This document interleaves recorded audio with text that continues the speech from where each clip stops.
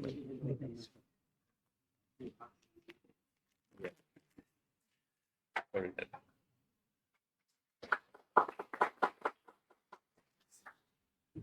behalf of the organizing committee, Department of Biotechnology, Guru Bhasar Vishwavidyalaya, I extend a very warm welcome to you, Dr. Rajesh Kumar Yadav. We are eagerly looking forward to your enlightening session.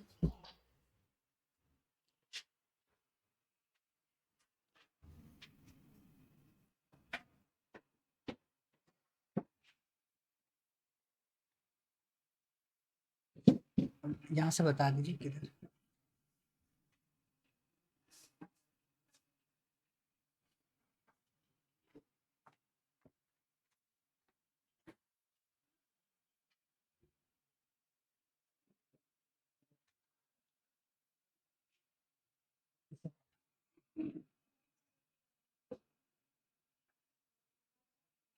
ना ये PPT खोलिए ना,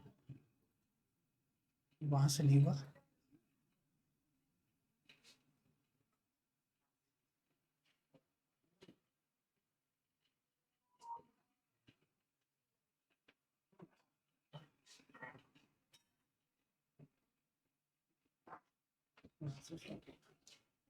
ठीक है, ये pointer है।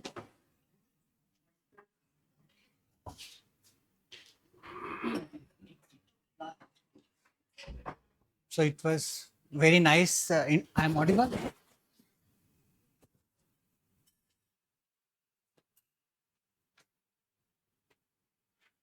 It was very nice introduction. Thank you, and thank you, Dr. Santosh and Dr. Ashish for inviting me and giving me opportunity. And thank you all for joining.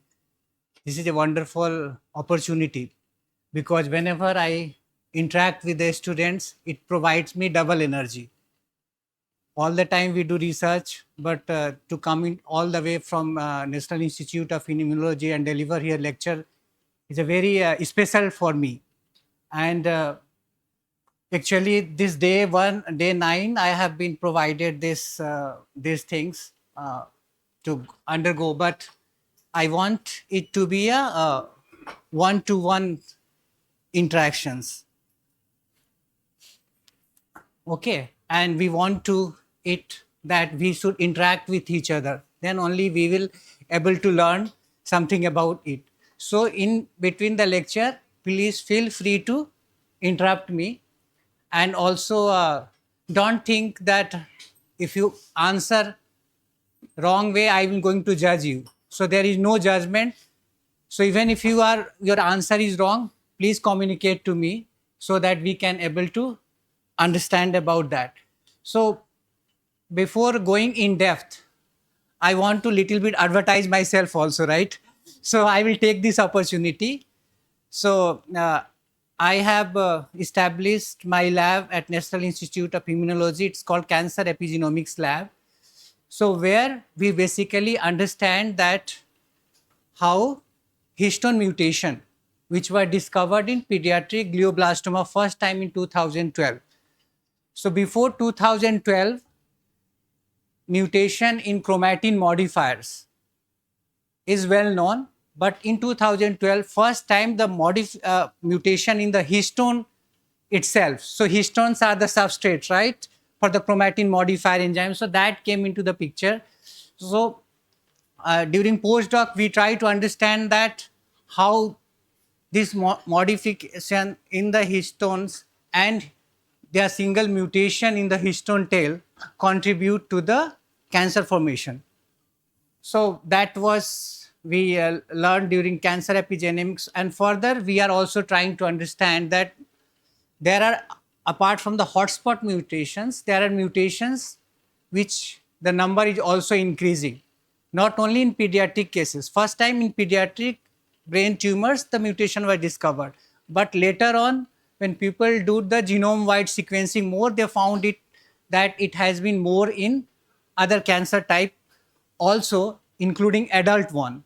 And that was basically the role of cancer epigenomics. And then we will also trying to understand how chromatin is playing an important role in DNA damage response pathway. So what is the bigger picture? the bigger picture here is from last 40-50 years, even today now, if you look the chemotherapy drugs, there people are using mainly, whether you talk about doxorubicin or camptothecin derivative, DNA damaging agents are still used as a predominant first line of chemotherapy. So the bigger picture for our lab to understand how chromatin modifier is important in DNA damage response pathway. So idea is, if you know that which chromatin modifier is important for which repair pathway, then you can combine it, okay, as a combinatorial therapy, because just mere treatment with the DNA damaging agent producing a lot of toxicology, a lot of toxicity happens. So if you combine with the chromatin modifier, now it is known in the literature that chromatin really play important role in deciding that the repair will happen through which pathway. So that is our the focus. And learning more about epigenetics, we are more also recently interested in CAR T cell therapy. Basically, it is one of the immunotherapy. So our idea is to figure it out that how epigenome is important in CAR T cell therapy. Basically, CAR T cell therapy is a form of immunotherapy. Okay, if you know the name. So that is right now we have, but in the lab we have a 3 PhD student, 1 SRF, and we have recently got grant on immunotherapy. So just this few thing I want to back it up and want to listen from you. So all of you are PhD or MSc? Just try to MSc, PhD and postdoc also? Okay. No postdoc, only MSc and PhD. Okay. So so far you have a, I'm assuming that you have a very good understanding of epigenetics from last 8 days, right? So I will go through and steer it. Second question I want to know from you. What type of lecture do you want me to deliver? What are your expectations from me? Why do you come here to learn epigenetics? Anyone?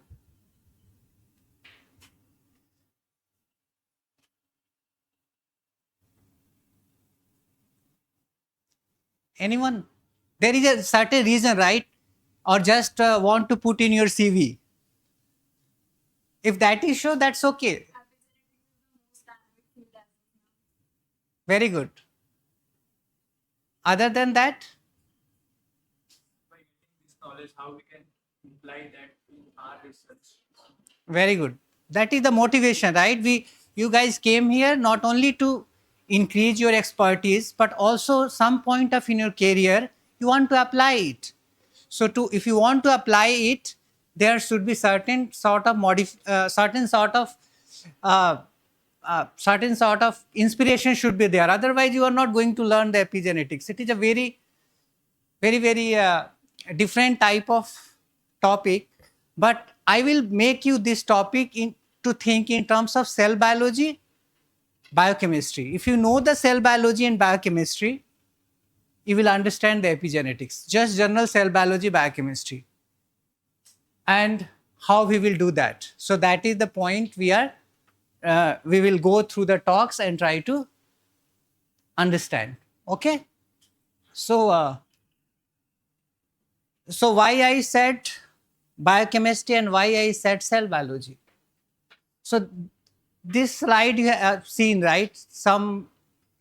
If you have seen this slide, anyone can say that skip, so I can skip little bit, so we'll have a time to room out. Okay.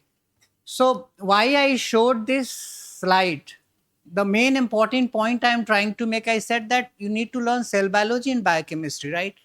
So we all of us know about the protein. The basic problem in epigenetics is two. The first problem is to access DNA.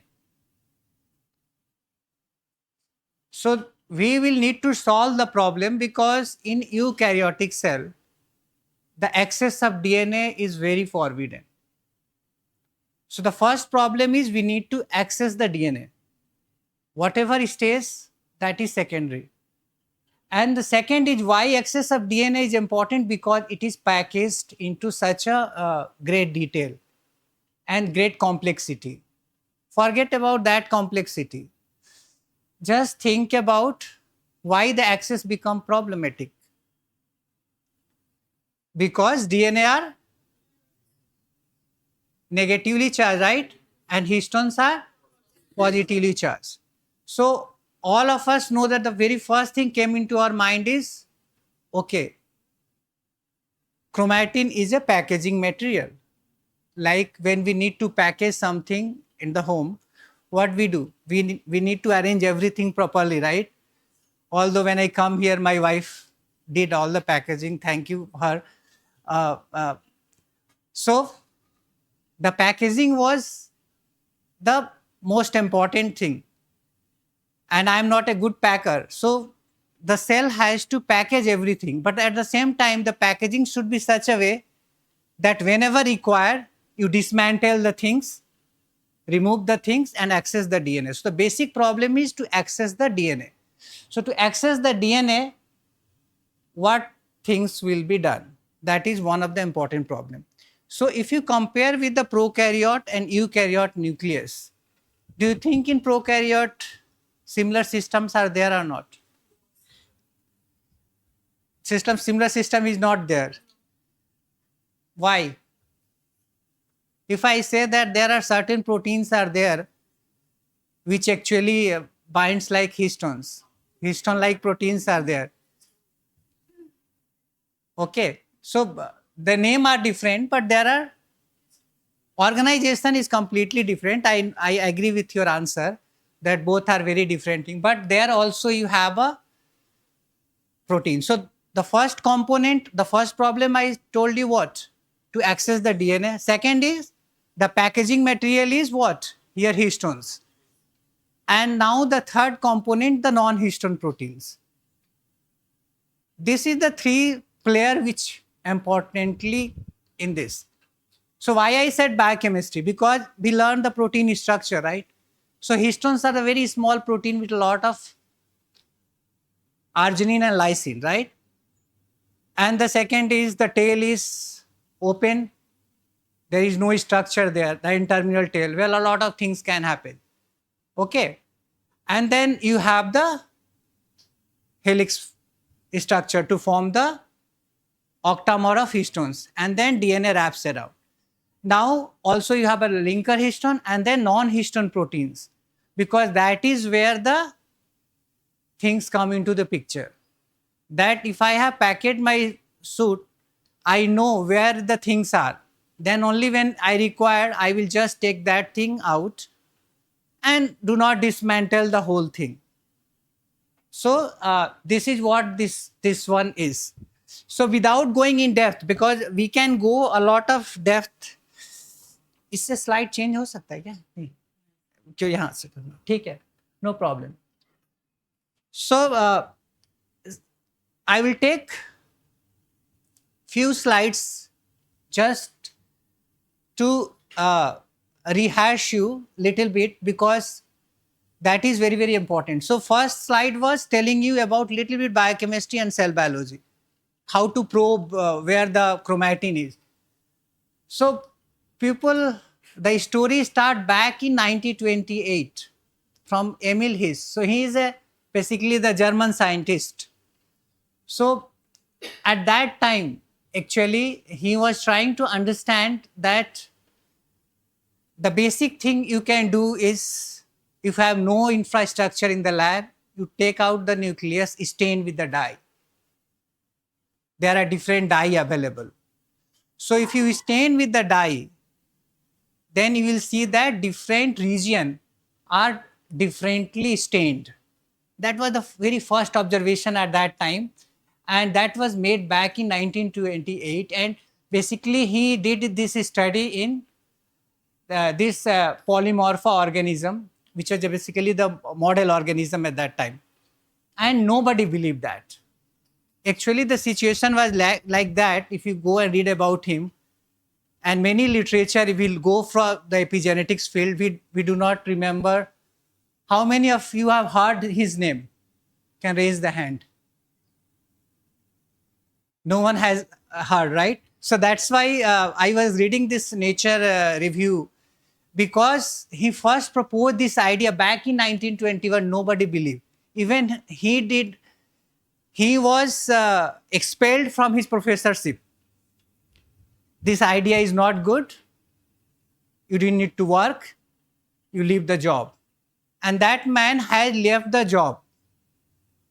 After few years later, he actually came and he started working back, because some other scientists came into the picture and they were trying to understand about it more.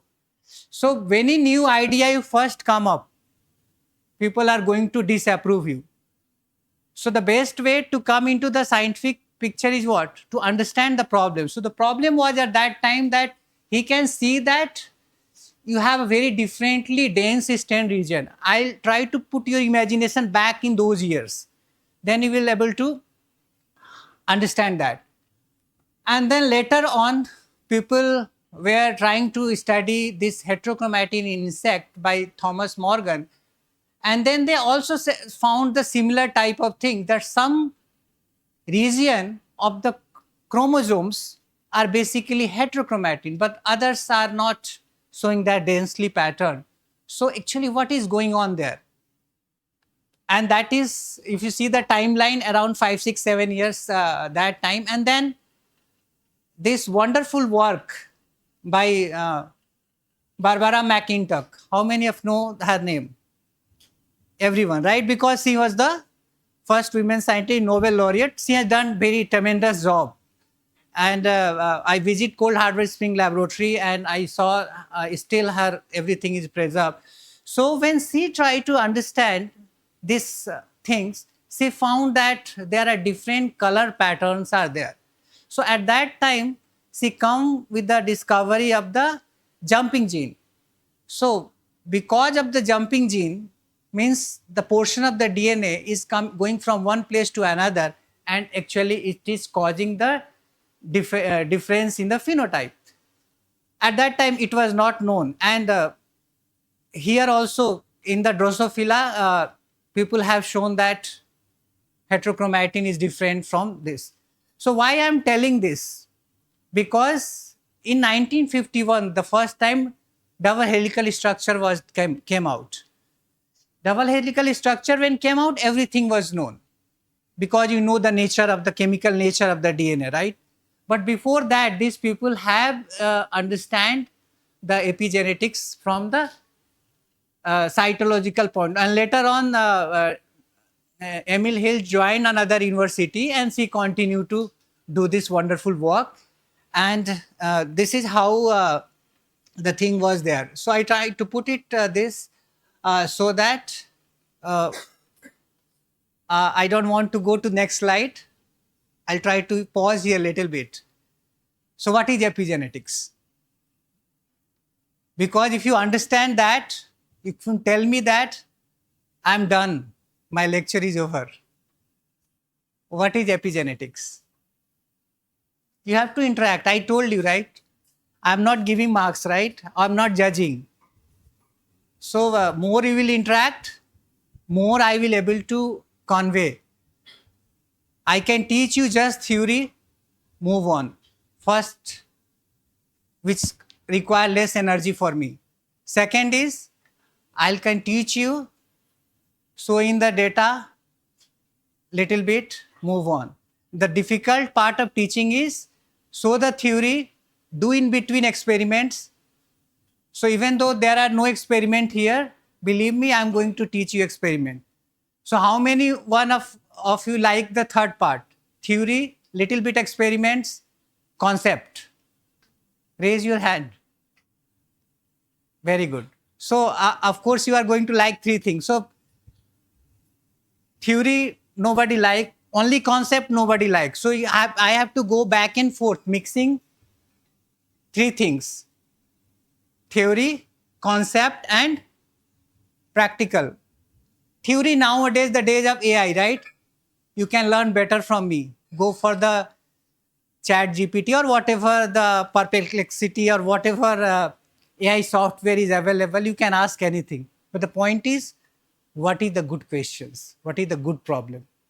So to understand the good question and good problem, you have to focus on concept and the experiments.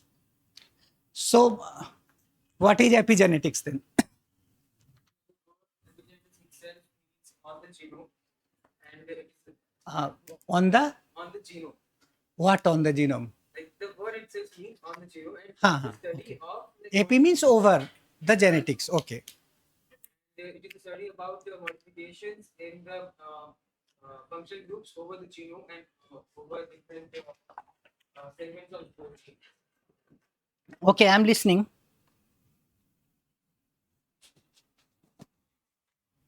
Different modifications, and so I am studying P53, and P53 has acetylation. Will it call that epigenetic? How many of you think yes? And how many of think that it is not epigenetic? So why you think it is epigenetic mechanism?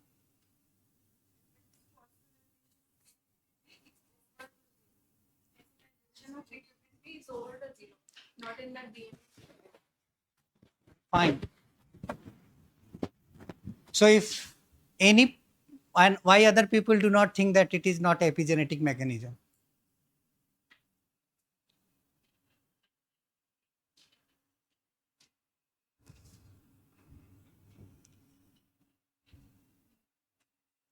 Answer. Otherwise, I will stuck. The worst thing I want to get is stuck. So if I make acetylation to say cytochrome C, will it call epigenetic?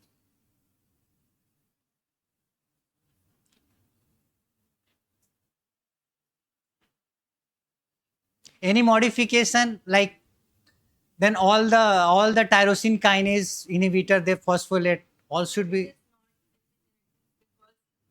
Anyway, it is just a modification Mhm. and it does not change the overall expression, some modification. So that's why I don't think that. I'm studying a oxidative stress responsive gene, and I treated the cells, say peroxide. It changes the gene expression. So according to your definition, it is epigenetic mechanism. How many of you agree with her? Other people are not agreeing or disagreeing. What is the reason you are not disagreeing? I'll tell at the end what is the correct answer. Some people are disagreeing means you have to come up with certain things. You cannot just disagree.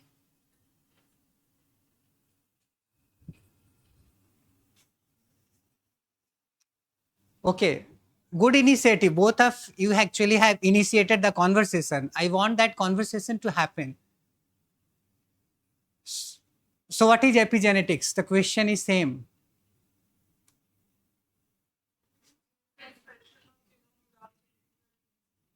Okay. So I told, right? With the oxidative stress, you are changing the gene expression.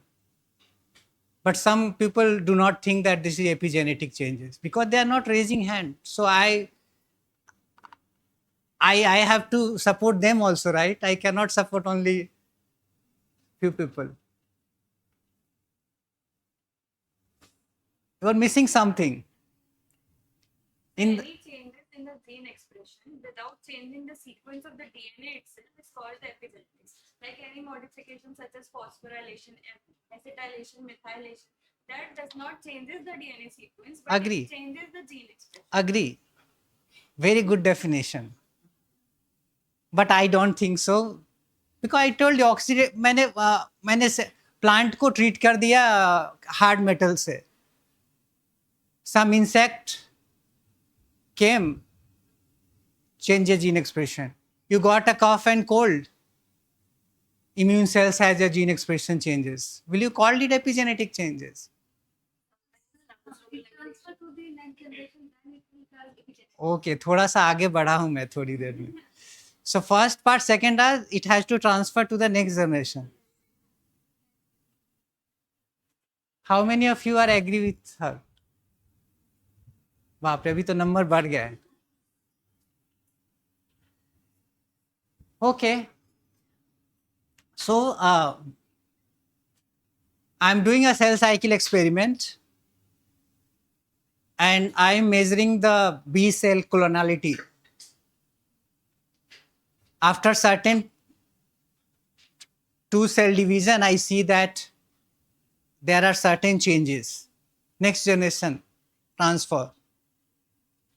But when I'm growing the cells after 5th, 6th, 7th generation, I see phenotype is gone. Will you call epigenetic changes? Yes, Yes. random repetition it may cause muscle the modification जरूरी थोड़ी हर generation में पास होता है. Sometime मतलब कुछ ऐसे भी factors हो सकते हैं जो उस चीज को सप्रेस कर दे और कुछ It चीजें will ना carry तो some hereditary gene, but it may not express something. हमारे साथ अदर मैकेनिज्म भी तो रन कर रहे हैं ना जो उनको फायर बैक भी कर सकते हैं कोई चीजें वो एक्सेप्ट ना करें next generation. Environmental factors also Affect. So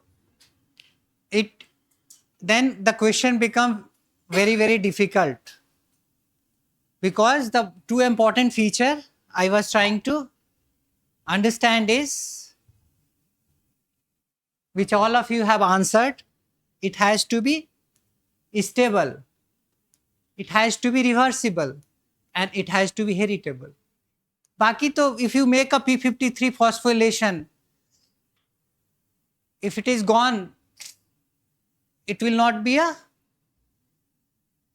epigenetic changes. So the epigenetic changes has to happen independent of the DNA, but it has to be stable and it has to be go from one generation to another generation, and it should be reversible. So this is the beauty of epigenetics.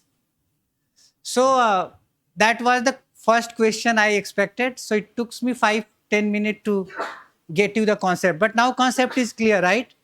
So you guys are correct that it should be independent of the underlying DNA sequence. But this, believe me, this part most of the students forget. Even I teach PhD student in IR or other places.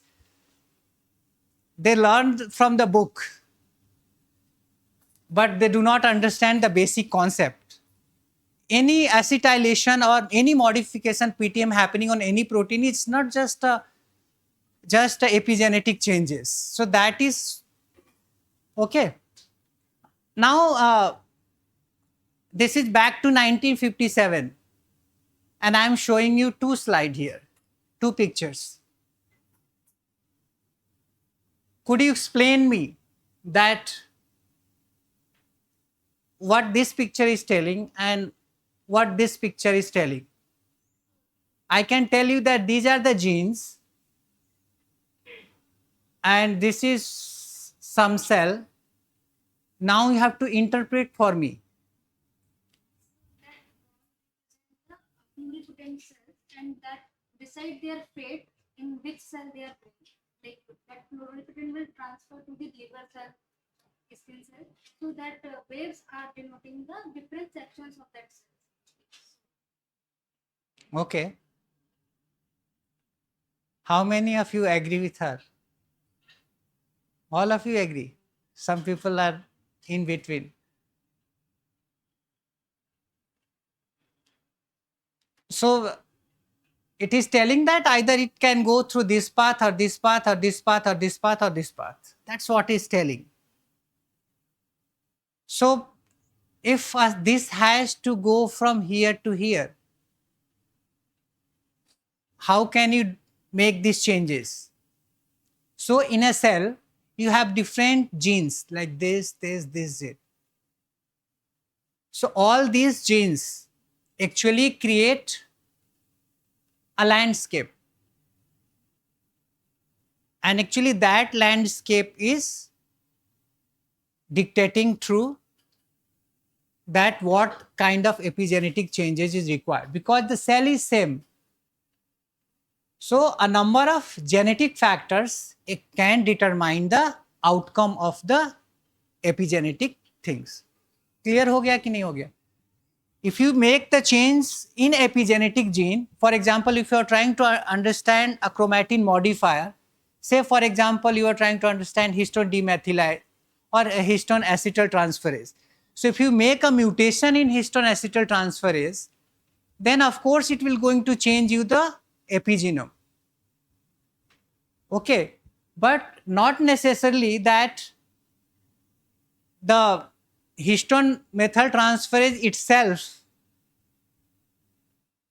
its expression itself can also change this thing without changing the genes. Okay, so what I'm trying to say you that any phenotype happens when the DNA, underlying DNA sequence is same. So this actually the concept of epigenetics came when people were trying to understand the development, because you have a zygote, the genetic component is same, but from that zygote you have a different cell type arise. So yes, I totally agree, if you make the genetic changes, then of course you can change the things. But there are changes beyond the genetic changes. And that is what we are trying to understand, whether I am teaching this, whatever lecture I have been assigned this or any other lecture. So again, the problem is same. When you are making the changes, you can make changes only when you can access the DNA differently. Suppose in this room all of you are sitting, but if I want to remove this particular batch from here, if I want to put it there, then somehow I need to go through to understand what is there in this line. Means ultimately the problem is you have to access the DNA. Whatever way you can do the access, and whatever changes you make, that is stable. So see, people have predicted back in 1957 and today also, we are not learning any new thing. I'll tell you all the points through the lecture.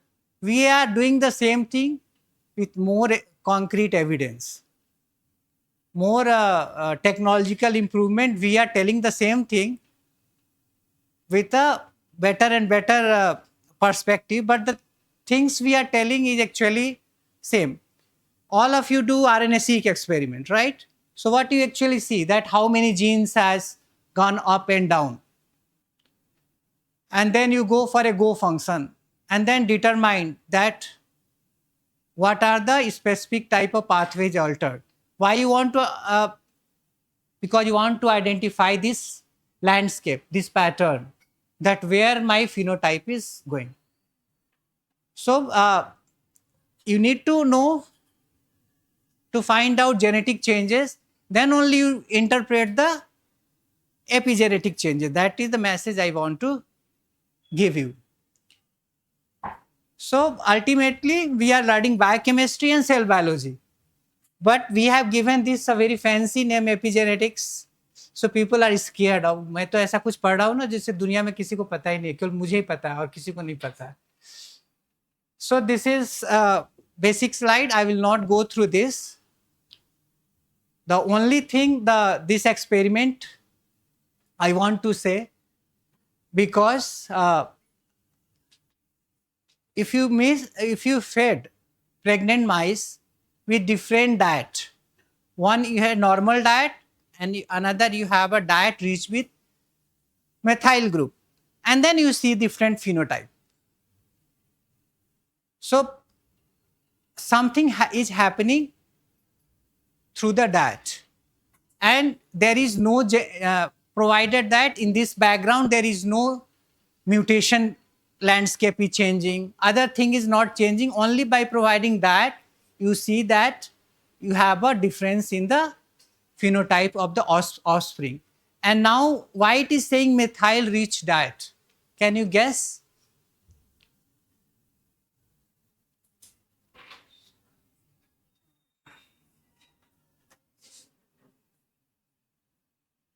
Experiment. Where is methylation involved? DNA methylation, histone methylation.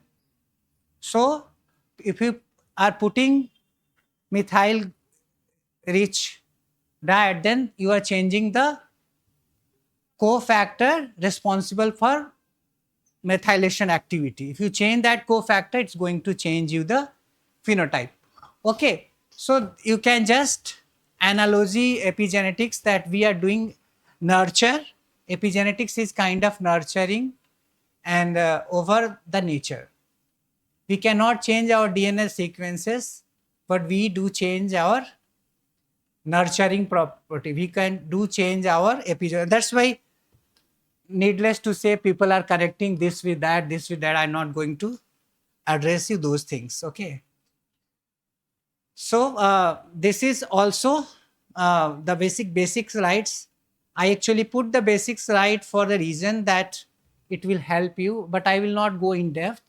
Basically, you have epigenetic signal, and I suppose you have learned through the courses that signal actually go into the cells, and one thing is initiating the epigenetic factor, another thing is maintaining it. So any epigenetic changes, you have a different factors which initiate, which maintain, and then the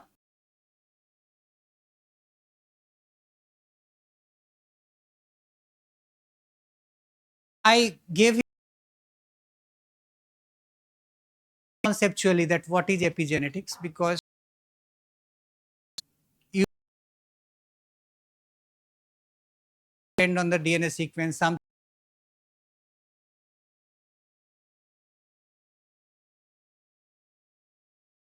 and now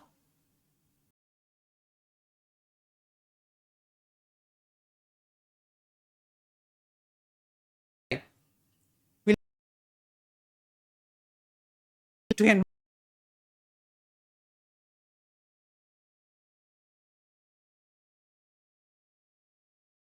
where material. That's why I said you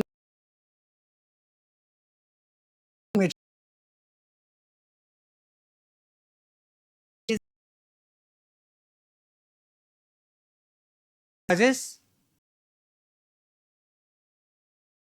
material, but new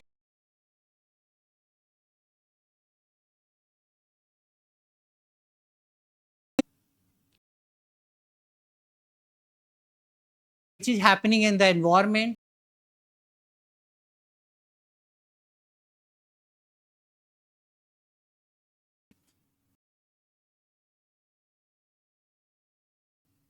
So this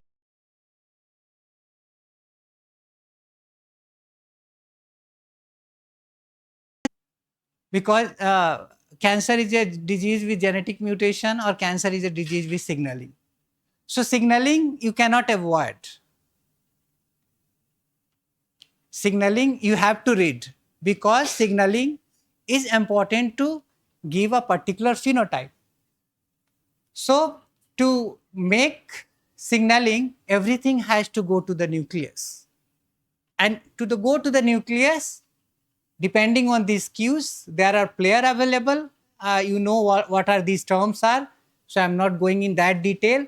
Actually, all these terms actually do somehow or other cell cycle regulation, DNA damage response, and transcriptional output. I try to keep simple. It does a lot of things. But as a student, you cannot remember everything. If you are giving an interview, people ask what is epigenetic. First, you need to learn the concept, and you learn one or two example. So I just keep whatever your favorite topic is. If you like cell cycle, you can keep cell cycle. If you like transcriptional